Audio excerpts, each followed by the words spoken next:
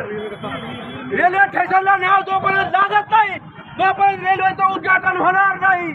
गेल्या 11 महिन्यापासून अन्न पाण्याचा त्याग करतो तरी देखील हे प्रशासन